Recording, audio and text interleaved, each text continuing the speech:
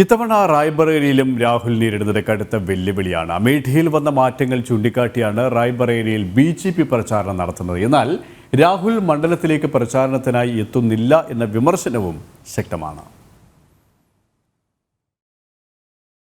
പതിറ്റാണ്ടുകൾ അമേഠിയെയും റായ്ബറേലിയെയും പ്രതിനിധീകരിച്ച നെഹ്റു പരിവാറിനെ ചൂണ്ടിക്കാണിക്കാനുള്ളത് സഞ്ജയ് ഗാന്ധിയുടെയും രാജീവ് ഗാന്ധിയുടെയും കാലത്ത് നടപ്പാക്കിയ ചുരുക്കം വികസന പദ്ധതികൾ മാത്രമാണ്.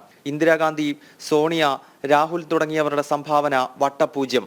എന്നാൽ 5 വർഷം മാത്രം അമേഠിയിൽ MP ആയ സ്മൃതി ഇറാനിക്ക് ഏറെ അവകാശപ്പെടാൻ കഴിയും. ചുരുങ്ങിയ കാലയളവിൽ പ്രധാനമന്ത്രി ആവാസ് യോജന പ്രകാരം അമേഠിയിൽ നിർമ്മിച്ചത് 1.5 ലക്ഷത്തോളം വീടുകൾ, 4 ലക്ഷം ശൗചാലയങ്ങൾ നൽകി.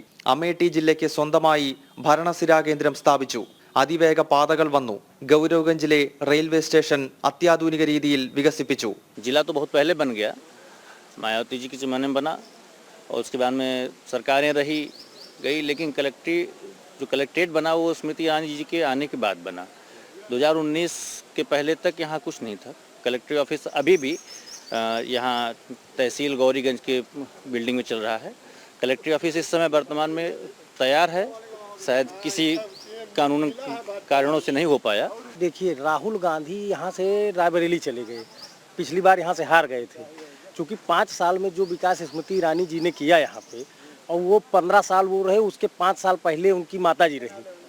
99 से 4 तक उनकी माताजी रही, 4 से 19 तक वो रहे।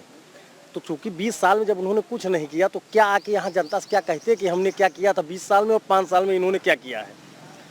आप समझिए कि अमेठी जाने के लिए आप किसी भी रोड से कहीं भी आप चले जाते, आप कभी जा नहीं सकते थे। हाँ, विकास हुआ है, बहुत विकास हुआ है। पूरा बाईपास वगैरह सब कुछ उन्हीं की देन है और लगातार योजना 5 साल बनी रही, क्षेत्र में आती जाती रही, देखती रही, मिलते रही, सुख दुख में आती जाती रही। हमको लगता है वही जीतेंगे. 5 വർഷത്തിൽ അമേഠിയിൽ വന്ന ഈ മാറ്റമാണ് അയൽവക്കത്ത് റായ്ബറേലിയിൽ BJP പ്രചരണായുധമാക്കുന്നത്.